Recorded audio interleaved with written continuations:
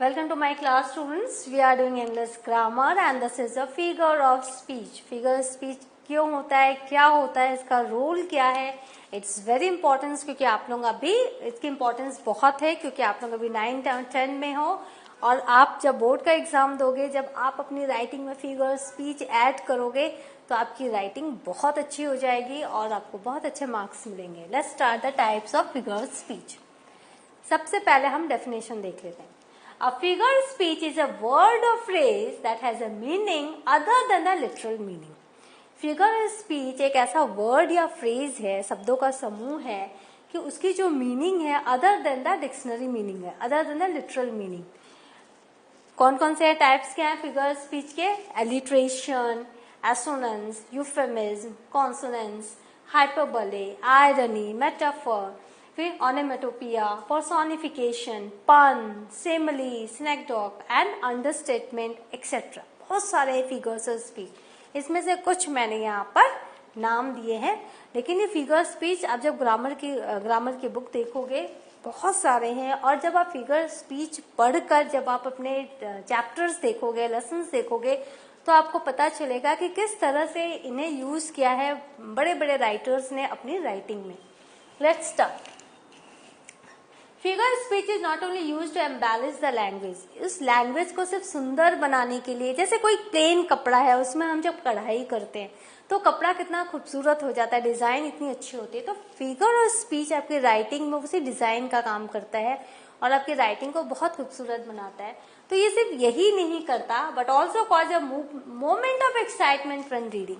जब आप पढ़ रहे होते हो कोई कहानी और वहां फिगर स्पीच आ जाता है और आप अचानक से सोचने लगते हो कि अरे इसका मीनिंग तो कुछ और है, डेप्थ इसमें कुछ और है, तो एक मोमेंट ऑफ एक्साइटमेंट आता है.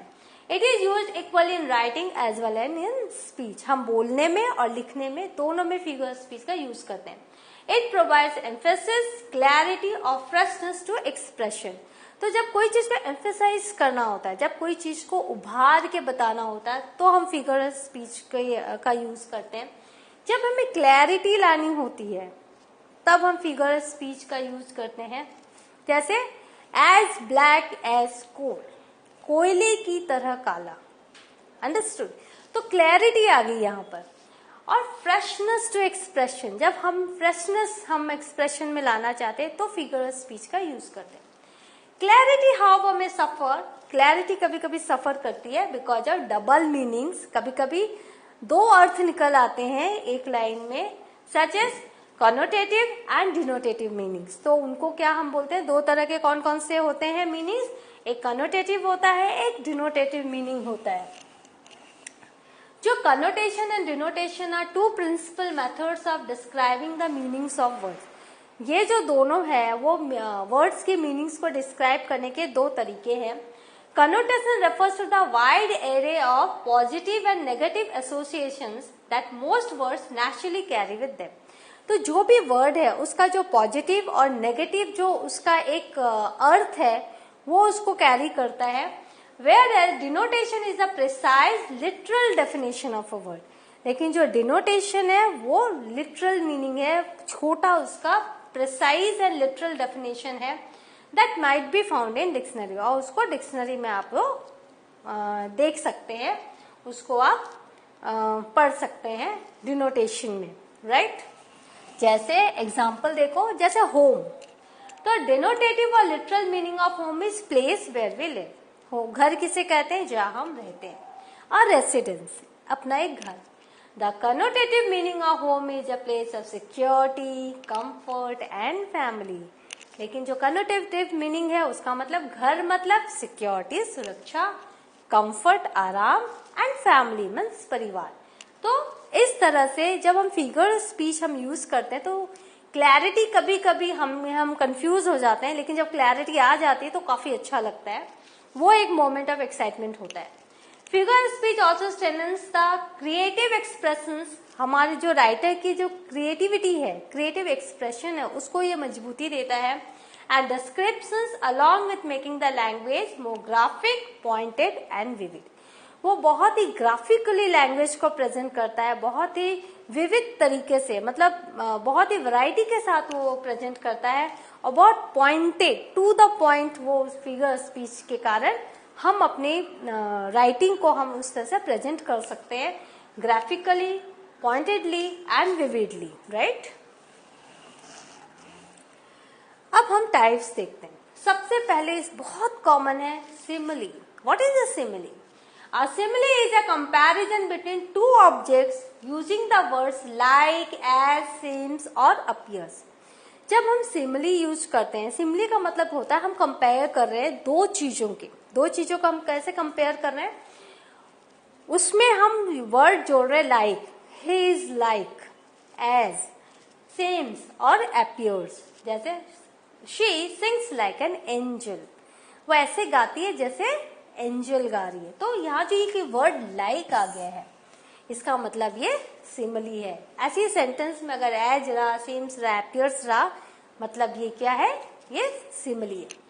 अब metaphor is a comparison between two objects. Metaphor भी कंपैरिजन है दो ऑब्जेक्ट्स के, but metaphors are usually stated as one object is another object. लेकिन मेटाफर में हम लाइक, एज, सिम्स का हम इस्तेमाल नहीं करते, हम मेटाफर को एज अ ऑब्जेक्ट ही प्रेजेंट करते हैं। जैसे the way is a bad apple, the way is a bad apple, bad apple मतलब उसको कोई पसंद नहीं करता, और जो लड़का है सबकी आंखों में चुभता है, वो he is not a good boy. तो the way is a bad apple, तो हमने एप्पल के साथ द वे का हमने एक कंपैरिजन किया, और लाइक एज नहीं लिखा, लाइक बैड एप्पल नहीं लिखा, हमने सीधा declaration they the the way is a bad Apple, right.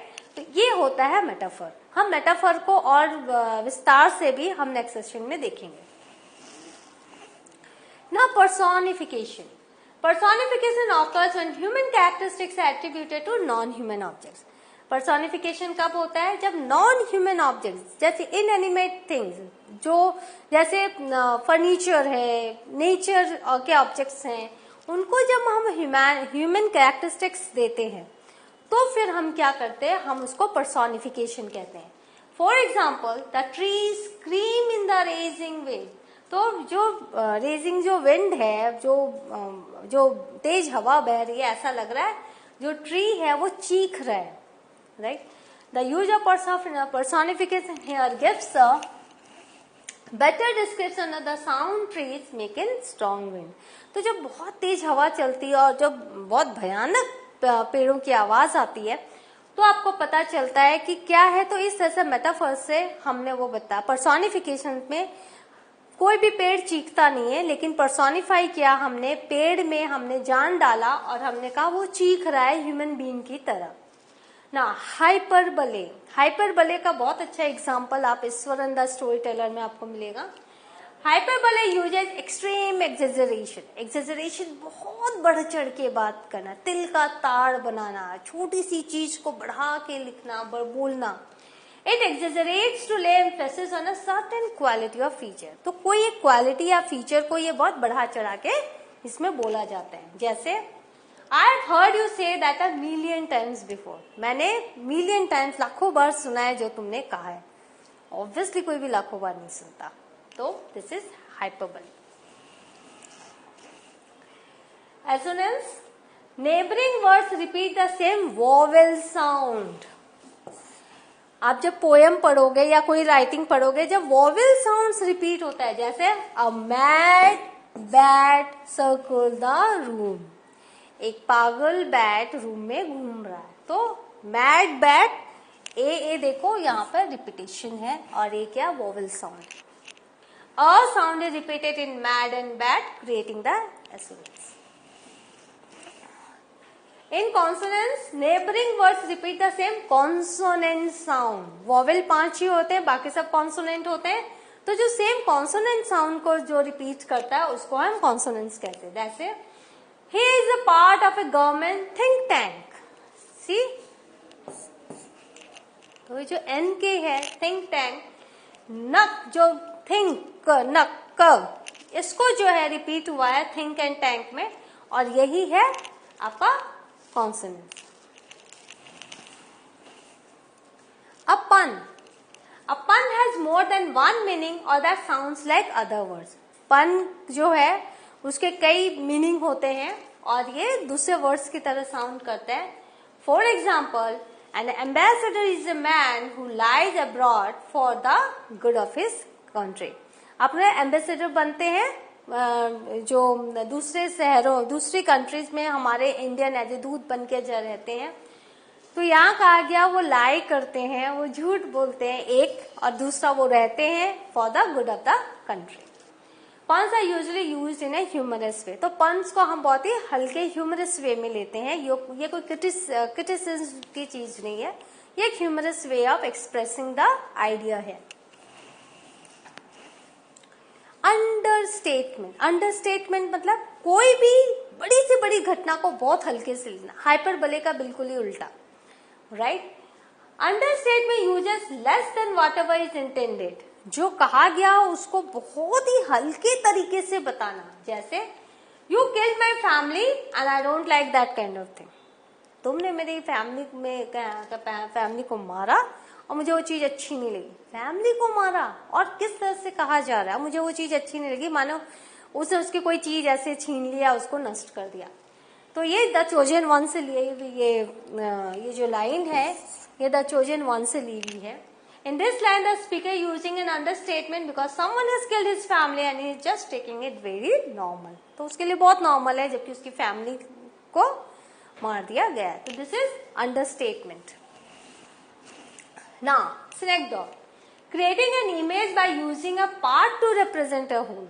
एक पार्ट से पूरे होल पूरी की पूरी चीज को जो रिप्रेजेंट करता है उसे हम synecdoche कहते हैं. जैसे get your nose out of my business. अब तुम अपनी नाक मेरे बिजनेस से हटा दो, मेरे काम में दखल मत दो.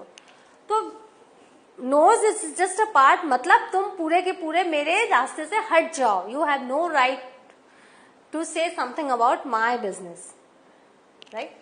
Now alliteration, a series of words with the same beginning consonant sound. ये क्या है? वर्ड्स की एक सीरीज है और जिसमें कॉन्सोनेंट साउंड की बिगिनिंग है, सेम कॉन्सोनेंट साउंड. जैसे she sells on the seashore, right. देखो S S S S S और यहाँ साउंड है with the same beginning consonant sound, right. she sells seashells on the seashore. Euphemism is the use of agreeable or inoffensive words to replace rude or offensive ones. तो जो offensive words हैं, जो rude words हैं, उनको जब हम replace करते हैं एग्रीएबल या इनऑफेंसिव वर्ड से तो उसको यूफेमिज्म कहते हैं. जैसे passed away for die. Die के लिए हमने क्या वर्ड यूज किया? Passed away, right. Now irony is the use of words to convey the opposite of their literal meaning. Irony में क्या होता है, हम जो लिखते हैं वो ऑपोजिट होता है इसके एक्चुअल मीनिंग से. Example, his arguments were as clear as mud. उसके जो आर्ग्यूमेंट्स थे वो कीचड़ की तरह क्लियर थे. क्या कीचड़ साफ होता है? नहीं. मतलब उसके जो आर्ग्यूमेंट थे वो बिल्कुल ही बेकार थे. तो ऑपोजिट हो गया, राइट. तो फिर onomatopoeia is the use of words which imitate the sound they describe. जब आपने कभी सुना है कोई कहानी है उसमें बहुत सारी साउंड्स का यूज हो रहा है तो वो ये फिगर ऑफ स्पीच है. एग्जाम्पल, जब हम हमारी वॉइस के बारे में he whispered, he murmured, he growled. फिर जब हम एयर के बारे में बात करते जाए एयर, हिज, स्विज, हुश, ये सब जब हम बात करते हैं. वाटर जैसे ड्रिप, ड्रिजल. फिर कोलाइजन जैसे स्मैश, बैंग, क्लैप, इस तरह से जब वर्ड्स यूज होते हैं. एनिमल नॉइजेस जैसे उफ, मूव, विंग. तो इस तरह से जब हम बात करते हैं तो ये सारे फिगर स्पीच है जिसको ओनोमेटोपिया कहते हैं. So what have you learned? We have learned the figure speech, what is figure speech and what are the types of figure speech. ये जो मैंने थोड़े से फिगर स्पीच आपको बताए हैं, बहुत सारे फिगर स्पीच है. आप ग्रामर की बुक में जाइए, उसको देखिए, पढ़िए, समझिए और जब आप कोई चैप्टर पढ़ रहे हो तो उनमें उनको ढूंढने की कोशिश कीजिए और थोड़े दिनों बाद खुद अपनी राइटिंग में यूज कीजिए. सो I will in the next session I will be with a new topic. Till then, have a good revision. Thank you.